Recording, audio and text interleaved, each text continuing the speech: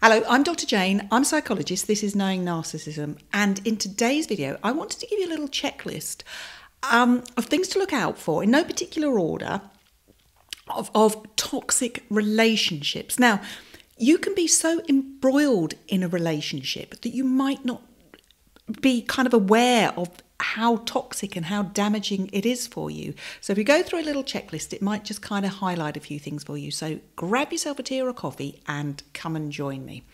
So the first thing to look out for would be really poor communication. Narcissists are terrible at communicating with people if it suits them or if it takes effort. If it's something they want, like, when we're in the love bombing stage of a relationship with a narcissist, of course, the communications are there endlessly and you can't, it's overwhelming, often people have reported.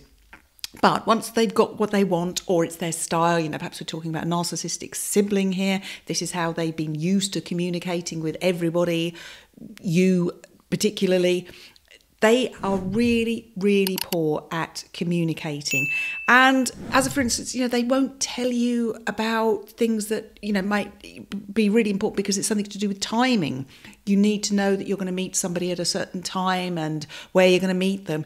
And they just won't let you know, because one of the aspects about it being a narcissist is they kind of believe that people can mind read them, know what they want, and then give them exactly what it is that in their mind that they want. And they expect people to be able to mind read them. I've had people that have kind of, they've been in relationships with a narcissist. I'm just thinking of one particular person. And that the husband, who was the narcissist, would come home and the wife didn't really know what to do for dinner or whatever, and she thought she'd give him his favourite meal because that kind of kept him happy last week, and and he threw the dinner across the kitchen because it's not what he wanted, and she should have known that. But you liked it last week. No, I didn't. I just ate it because you gave it to me. I hate, certain ingredient in the dinner. I hate that. He's never hated it before, but suddenly she was expected to know that. So yeah, they are classic, expecting people to mind read them.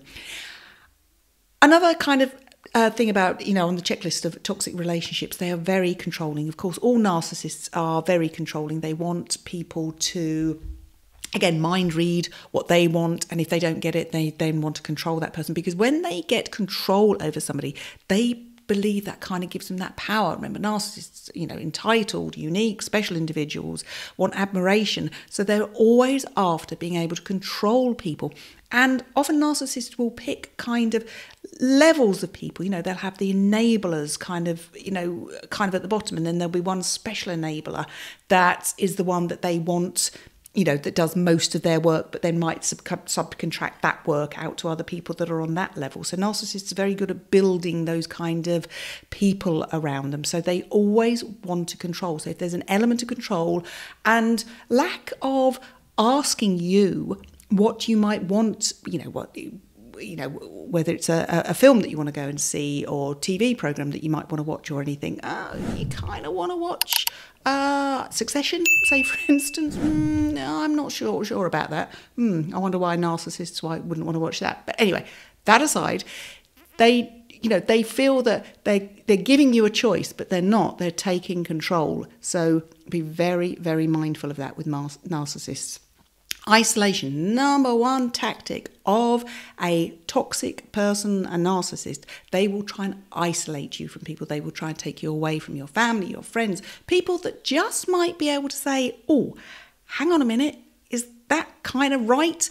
Because if they can keep you away from those type of people, then they can control you more. They can have you all to themselves, which is ultimately what a narcissist wants to be. So you're there in their world, admiring, enabling, puffing their ego up, all of those things. So be very, very careful of that. They will try and take you away. And they may try and use really quite underhand, sly, but damaging tactics. They will go behind your back and talk to your family and say, oh, I don't think they're quite, they're not, they're under a bit of stress at the moment from work. So if they say things, take no notice of them. And also they won't let you go out. We all know of situations where people have been in a relationship with a narcissist and they come back and they go through their phone, where have you been, who have you seen, because the narcissist's sense of self, their ego, is threatened by your independence, and they want to take that away from you.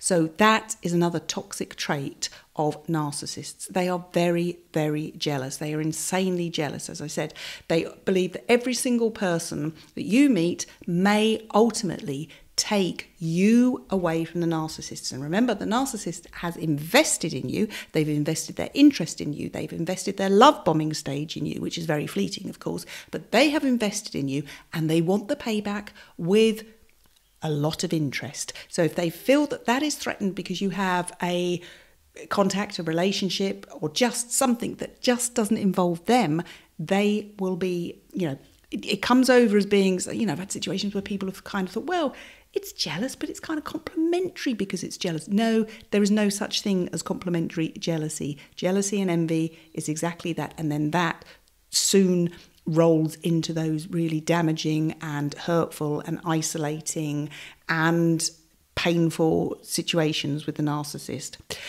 They are really poor with money. Narcissistic traits, they can have thousands, hundreds of thousands in some cases I've heard about, but they haven't got enough money to pay for parking or a theatre ticket or pay for the meal or something.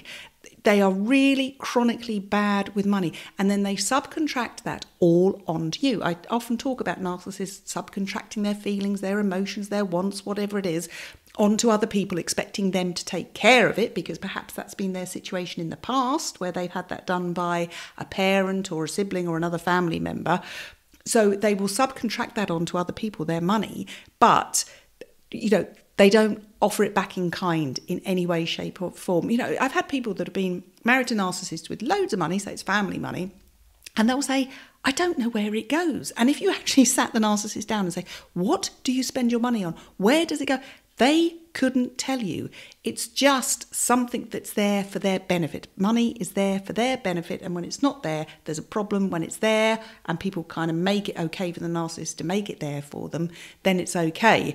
But when it's not, so they are really, really bad with money. They are essentially dishonest people. If it suits them to be honest, they will be. And if it doesn't, then they won't be, and not think anything of it, because remember, they don't have empathy. They have tiny, tiny little bits of empathy that is just reserved for them. If I can be empathetic and it does me some good, then I will be empathetic. But I'm not going to be empathetic towards you, because that's just a waste of my energy. This is how narcissists think. So they are fundamentally dishonest and untrustworthy. And I've had people that have been in relationships with narcissists for absolutely decades, and they suddenly wake up to the fact that, they've been isolated, they've been controlled, and, this person has done nothing but lie to them for 30, 40 years in some cases. And they've woken up to that, and they're able to do something about it. And, good for them for doing that. But you do it in a safe way as well, and you make your plans.